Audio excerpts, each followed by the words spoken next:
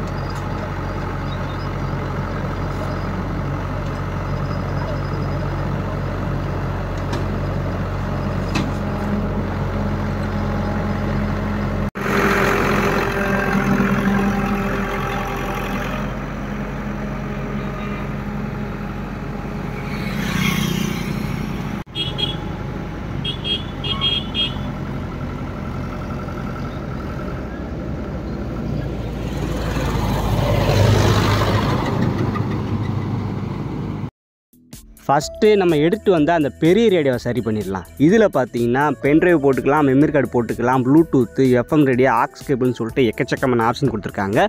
பின்னாடி பார்த்தீங்கன்னா பேட்டரி கிட்ட போட்டுக்கலாம். அப்புறம் முன்னாடி வந்து 2 ஸ்பீக்கரு, ஒரு குட்டி டிஸ்பிளே, எக்கச்சக்கமான பட்டன் கொடுத்துருக்காங்க. இந்த மாதிரி நிறைய ஆப்ஷன் இருக்குது. ஸோ இது பார்க்குறதுக்கு எந்த வித ஃபிசிக்கல் டேமேஜும் இல்லை. அப்புறம் எதுக்கு இது ஒர்க் ஆகணும்னு சொல்லி தூக்கி போட்டாங்கன்னு தெரியல. சரின்ட்டு அதை டாப்பாக பிரித்து மேஞ்சி கலட்ட ஆரம்பித்தேன். உள்ளே பார்த்தீங்கன்னா பெருசாக ஒன்றும் இல்லைங்க. 2 ஸ்பீக்கரு, அதுக்கப்புறம் ஒரு மதர் போர்டு, அதுதான் எஃப்எம் ரேடியோ, பென்ட்ரைவ் எல்லாத்தையும் கண்ட்ரோல் பண்ணுது. அதுக்கப்புறம் அந்த பேட்டரியிலேருந்து மதர் போர்டுக்கு போகிற வயர் பார்த்தீங்கன்னா கட்டாய் கிடக்கு. அதுதான் மெயின் சோர்ஸு. அதுவே கட்டாய் கிடக்கு அப்படிங்கிறப்போ இந்த எஃப்எம் ரேடியோ கண்டிப்பாக ஓடாது. ஸோ இதனால தான் தூக்கி போட்டாங்களா இல்லை வேறு எதுவும் பிரச்சனை இருக்கா அப்படின்னு நம்ம டெக்னிக்கலாக ஒன்று ஒன்றா ட்ராக் பண்ணி பார்த்தா தான் தெரியும். ஸோ ஃபஸ்ட்டு வந்து அந்த பேட்டரியிலேருந்து மதர் போர்டுக்கு போகிற வயர் கட்டாய் கிடக்கு பார்த்தீங்களா, அந்த இடத்துல வந்து நம்ம எக்ஸ்டர்னல் பவர் சப்ளை கொடுத்து பார்ப்போம். ஸோ வழக்கமாக நம்ம கொடுக்குறது தான் ஃபஸ்ட்டு டெஸ்டிங் அதுதான். ஸோ இந்த மாதிரி கொடுத்து பார்த்து இது ஆன் ஆகுதா அப்படின்னு நம்ம கண்டுபிடிச்சலாம். எக்ஸ்டர்னல் பவர் சப்ளைக்கு நம்ம வந்து பவர் பேங்க் யூஸ் பண்ண போகிறோம். பவர் பேங்கில் அந்த சார்ஜிங் யூஎஸ்பி கேபிளில் மாட்டி அதோட பாசிட்டிவ் நெகட்டிவ் இதில் மாட்டினா இங்கே பார்த்தீங்கன்னா நமக்கு டிவைஸ் ஆன் ஆக ஆரம்பிச்சிருச்சு. ஆனால் ப்ளூடூத்தில் கனெக்ட் பண்ணி பார்த்தா நமக்கு பாட்டு வந்து விட்டு வருது. அதாவது நல்லா தான் படிக்கி இடையில கட் ஆகுது. அதுக்கப்புறம் நாய்ஸ் வருது. ஸோ அப்போ போர்டில் எதுவும் பிரச்சனை இருக்குது. அதனால தான் பார்த்தீங்கன்னா ஸ்பீக்கருக்கு அவுட்புட்டு தெளிவாக வரல. இந்த மியூசிக் பிளேயர் மட்டும் இல்லை, நீங்கள் எந்த ஒரு ஆடியோ பிளேயர் எடுத்துக்கிட்டாலும் அதில் வந்து ஸ்பீக்கரில் சவுண்டு விட்டு வருது, அப்புறம் வந்து நாய்ஸ் வருது, ஒழுங்காக கேட்க மாட்டேங்குது, இறைச்சல் அடிக்கி அப்படின்னா அதுக்கு மெயின் பிரச்சனை வந்து போர்டில் இருக்கிற கெப்பாசிட்டராக தான் இருக்கும். ஏன்னா ஐசி வந்து நமக்கு எடுத்து கொடுக்கும், ஆடியோ எடுத்து கொடுக்கும்.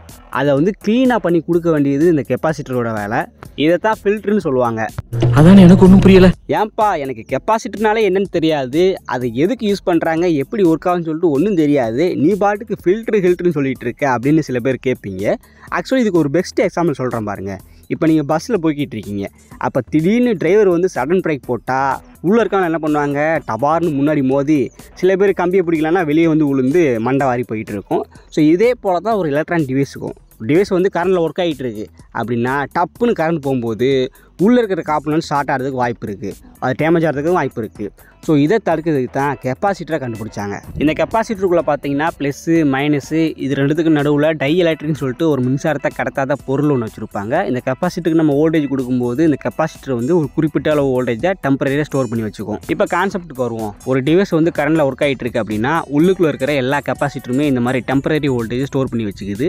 எப்போ டிவைஸ்க்கு வந்து கரண்ட் கட் ஆகுதோ அப்போ வந்து உள்ளுக்குள்ளே இருக்கிற எல்லா காம்பனண்ட்டும் டப்புன்னு ஆஃப் ஆகாமல் இந்த கெப்பாசிட்டர் வந்து ஹெல்ப் பண்ணும். தம்பிங்களா அந்தாங்க கரண்ட் போச்சு, நீங்கள் பாட்டுக்கு டப்புன்னு ஆஃப் ஆகாமல் எங்களுக்குள்ள இருக்கிற வோல்டேஜ் யூஸ் பண்ணி நீங்கள் மெதுவாக ஆஃப் ஆகுங்கடா, அதுதான் உங்களுக்கு நல்லது எனக்கு நல்லதுன்னு சொல்லிட்டு இந்த கெப்பாசிட்டர் வந்து ஹெல்ப் பண்ணும். அதனால தான் கெப்பாசிட்டர் வந்து ஒரு முக்கியமான காம்பனன்ட்னு சொல்கிறாங்க. ஸ்பீக்கரை பொறுத்த வரைக்கும் இது வந்து நாய்ஸ் ஃபில்டராக யூஸ் பண்ணும். இந்த இறைச்சலை குறைக்கும், தேவையில்லாத சவுண்டு வரதை ஃபில்டர் பண்ணி கொடுக்கும். ஸோ இப்படியும் கெப்பாசிட்டர் வந்து ஒர்க் ஆகிட்டு இருக்குது. ஸோ நம்ம பழைய ரூம் கடையில் எடுத்த அந்த ஸ்பீக்கரில் பார்த்தீங்கன்னா சவுண்டு வந்து நாய்ஸாக வந்துக்கிட்டு இருக்குது, கட்டாய் வந்துக்கிட்டு இருக்குது. ஸோ இதுக்கு காரணமும் இந்த கெப்பாசிட்டர் தான். இதை எப்படி செக் பண்ணுறதுனா, இப்போ உங்கள் மல்டிமீட்டரை பசர் மோடில் போட்டுக்கிட்டு கெப்பாசிட்டரில் பார்த்தீங்கன்னா ப்ளஸ் மைனஸ்னு சொல்லிட்டு 2 கம்பி இருக்கும். அதில் வச்சிங்கன்னா மல்டிமீட்டர் பசர் அடிக்கும் கீ அப்படின்னு. இப்படி சவுண்டு வந்தால் கெப்பாசிட்டர் உள்ளுக்குள்ளே ஷார்ட் ஆயிடுச்சுன்னு அர்த்தம். அவ்வளோதான், கெப்பாசிட்டர் செத்து போச்சு. எந்த ஒரு காம்பனண்ட்டையும் இந்த மாதிரி போர்டோட செக் பண்ணாமல் போர்டை விட்டு வெளியே எடுத்து செக் பண்ணுறது ரொம்ப நல்லது. சில டிவைஸில் பார்த்தீங்கன்னா கெப்பாசிட்டர் அப்படியே வெடித்து சிதறி இருக்கும். இதுக்கு காரணம் என்னென்னா அந்த கெப்பாசிட்டருக்கு அளவுக்கு அதிகமாக வோல்டேஜ் போயிருக்கும். ஸோ இப்படி இருந்துச்சுன்னா நம்ம வந்து ஃபுல்லாகவே ட்ராக் பண்ணணும். எதனால் அளவுக்கு அதிகமாக வோல்டேஜ் போச்சு, எங்கேருந்து சேஞ்ச் ஆகுன்னு சொல்லிட்டு ஃபுல்லாகவே ட்ராக் பண்ணணும்.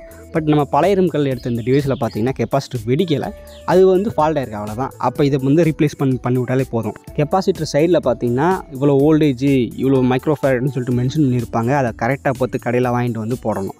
அளவுக்கு அதிகமாக போட்டோம் இல்லை கம்மியான வோல்டேஜில் போட்டோம் அப்படின்னா ஒர்க் ஆகாது. கரெக்டாக அந்த ரேஞ்சில் வாங்கிட்டு வரணும். நம்ம பார்த்தீங்கன்னா கடையிலேருந்து வாங்கிட்டு வந்திருக்கோம். ரேட்டு வந்து ₹1 தான். இது இப்போ நம்ம மியூசிக் பிளேயரை அப்படியே போர்டோடு எடுத்து அந்த ஃபால்ட்டான கெப்பாசிட்டரை மட்டும் டீசால்டர் பண்ணி அந்த இடத்துல நம்ம புதுசாக வாங்கிட்டு வந்து கெப்பாசிட்டரை போடணும். இங்கே என்னென்னா கெப்பாசிட்டருக்கு பாசிட்டிவ் நெகட்டிவ்லாம் இருக்கும், அதை பார்த்து நீங்கள் சால்ட்ரி பண்ணணும். அதை மாற்றி போட்டாலும் கெப்பாசிட்டர் வந்து ஒர்க் ஆகாது. ஸோ இதெல்லாம் பண்ணி முடிச்சதுக்கப்புறம் இப்போ பார்த்தீங்கன்னா நம்ம FM ரேடியோ நல்லா ஒர்க் ஆகிட்டுருக்கு.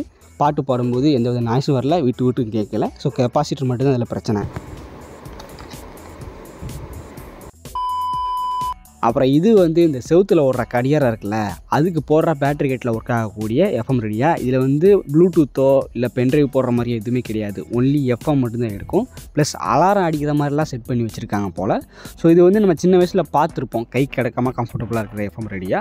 ஸோ இது வந்து டிசைன் நல்லா இருக்குது, பட் உள்ளுக்குள்ளே இது ஒர்க் ஆகுமா இல்லையா அப்படின்னு தெரியல. ஏன்னா பழைய ரேடியோவில் வந்து நம்ம ஒரே ஒரு போர்டு தான் கொடுத்துருந்தாங்க, இதில் பார்த்தீங்கன்னா கொச்சன்னு கொடுத்துருப்பாங்க பழங்காலத்து ரேடியோவில். அதனால் அப்படி சரி வாங்க என்ன பிரச்சனைன்னு கழட்டி பார்த்துடலாம். இதை கழட்டி பார்த்தா அந்த மதர் போர்டில் பாருங்கள் புள்ளியாக இருக்கா. ஸோ பேக்கில் வந்து எக்கச்சக்கமான காம்பனன்ட்ஸ் கொடுத்துருப்பாங்க. இப்போதைக்கு பார்க்கும்போது அந்த ஏரியலுக்கு போகிற வயர் மட்டும் பிஞ்சு போய் கிடக்கு. மற்றபடி பேட்டரியிலேருந்து மதர் போர்டுக்கு போகிற அந்த வயர் கனெக்ஷன் பார்த்திங்கன்னா நல்லா தான் இருக்குது. இந்த மாதிரி பழங்காலத்து ரேடியோவில் கை கிடக்கமாக இருக்குல்ல, இந்த மாதிரி ரேடியோவில் என்ன பிரச்சனை வரும்னு கேட்டிங்கன்னா மோஸ்ட்லி அந்த சவுண்டு கூட்டுறோம் குறைக்கிறோம் பார்த்தீங்களா, திருக்கிறது மாதிரி இருக்கும். அதில் ஏதாச்சும் ப்ராப்ளமாக இருக்கலாம், அல்லது டியூனர் வேறு சேனல் வைக்கிறதுக்கு திருக்கும், அதில் ஏதாச்சும் ப்ராப்ளமாக இருக்கலாம். மற்றபடி காம்பனன்ட்ஸ்குள்ளே பிரச்சனை வர்றது ரேர் தான். ஏன்னா இதுவே வந்து 3.7 வோல்ட்டு அதுக்கு கீழே தான் ஒர்க் ஆகக்கூடியது. அந்த போர்டை உள்ளே கழட்டி பார்த்தா என் கை பட்டிகிட்டு இருக்குல்ல, அந்த இடத்த பாருங்கள், ஒரு கம்பி மாதிரி இருக்குது கருப்பு கலரில். அதுக்கு மேலே காப்பர் கம்பி சுற்றி வச்சுருக்காங்களா. ஸோ இது வந்து என்னென்ன தெரியல. நான் நிறைய FM ரேடியோவில், அதாவது இந்த மாதிரி திருக்கிறது மூலமாக சேனல் மாற்றுவோம்ல, அந்த மாதிரி அனலாக் FM ரேடியோவில் பார்த்தீங்கன்னா இந்த மாதிரி பார்த்துருக்குறேன். ஆனால் இப்போ வர டிஜிட்டல் FM ரேடியோவில் வந்துட்டு இந்த மாதிரி இருக்காது, சிங்கிள் போர்டெல்லாம் முடிச்சிட்டாங்க. ஸோ இது என்ன ஏதுன்னு எனக்கு தெளிவாக தெரியல. இதுதான் வந்து அந்த FM ரேடியோ சிக்னலை ரிசீவ் பண்ணி பூஸ்ட் பண்ணி கொடுக்கா ஒன்றும் தெரியல. அது மட்டும் கொஞ்சம் ஆடிட்டு இருந்துச்சு. மற்றபடி இந்த FM ரேடியோவில் ஏதாச்சும் ஃபால்ட் ஆன மாதிரி எதுவும் தெரியல. ஸோ ஃபஸ்ட்டு வந்து நம்ம பவர் சப்ளை கொடுத்து பார்ப்போம். நம்மக்கிட்ட தான் பவர் பேங்க் இருக்குல்ல, அது வந்து 5 வோல்ட்டு கிட்ட வந்துட்டுருக்கும். ஸோ அதை வந்து இந்த FM ரேடியோ கொடுத்து ஆன் ஆகான்னு செக் பண்ணி பார்க்கலாம். ஸோ ஒரே ஒரு இஷ்யூ வந்து இந்த ஆண்டனாக்கு போகிற வயரு கட்டாயி கிடக்கு. இது வந்து மேபி மேஜர் இஷ்யூவாக இருக்கலாம். ஏன்னா ஆண்டனாக்கு போகிற வயரே கட்டாயி கிடக்கு அப்படிங்கிறப்போ நீங்கள் என்ன தான் அந்த ஏரியலில் வயரை மாட்டி அங்கிட்டு வச்சாலும் உங்களுக்கு வந்து FM ரேடியோ சிக்னல் கிடைக்காது. ஏன்னா உள்ளுக்குள்ளே அந்த வயர் கட்டாயி கிடக்கல, அதனால். ஸோ மேபி இது கூட பெரிய ஃபால்ட்டாக இருக்கலாம். என்னடா FM ரேடியோ எடுக்க மாட்டேன்னு சொல்லிட்டு மேபி அவங்க கூட பழைய ROM தூக்கி போட்டுருக்கலாம். ஸோ என்ன நிலவரன்னு தெரியல. ஸோ நமக்கு வந்து பிஞ்சு கிடக்கிற இந்த FM ரேடியோ அந்த ஆண்டனா வயரை வந்து ஏரியலில் சால்ட்ரிங் பண்ணி இப்போ வந்து நம்ம செக் பண்ணி பார்ப்போம்.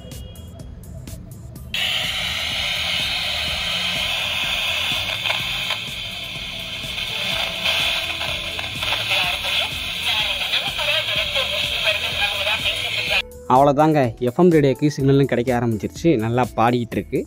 ஸோ இதுக்கு வந்து அந்த ஆண்டான வயர் பிஞ்சு போனது தான் பிரச்சனை. அதுக்காக தான் பழைய ROM தூக்கி போட்டிருக்காங்க. இதில் FM ரேடியோ மட்டும் கேட்குறது இல்லை, டைமும் செட் பண்ணி வச்சுக்கலாம், அலாரம் செட் பண்ணி வச்சுக்கலாம், அதுக்கப்புறம் அந்த கவுண்டர்லாம் இருக்குல்ல அது கூட செட் பண்ணி வச்சுக்கலாம் போல். அதுக்கு தான் இதில் அவ்வளோ பட்டன் கொடுத்துருக்காங்க. டிஸ்பிளேயும் பார்த்திங்கன்னா நமக்கு பெருசாக டேமேஜ் இல்லாமல் நல்லா தான் ஓடிட்டு இருக்குது. அந்த டியூனரில் வந்து நம்ம சேனல் மாற்றும் போது இது என்ன 100.5 இல்லை சூரியன் FMக்கான 93.5 அப்படின்னு சொல்லிட்டு அதுக்கான இன்ஃபர்மேஷனும் காட்டுது. இது வாங்கும்போது இது கண்டிப்பாக ஒர்க் ஆகும்னு நினச்சிலாம் வாங்கலை. இது ஒர்க் ஆகாட்டையும் பரவாயில்ல, டிசைன் நல்லா இருக்கே, இது சும்மா வீட்டில் வச்சுக்கலாம் ரூமில் வச்சுக்கலாம்னு சொல்லிட்டு தான் வாங்கினேன். பட் இப்போ பார்த்திங்கன்னா நம்ம அதை ஒர்க் ஆக வச்சாச்சு.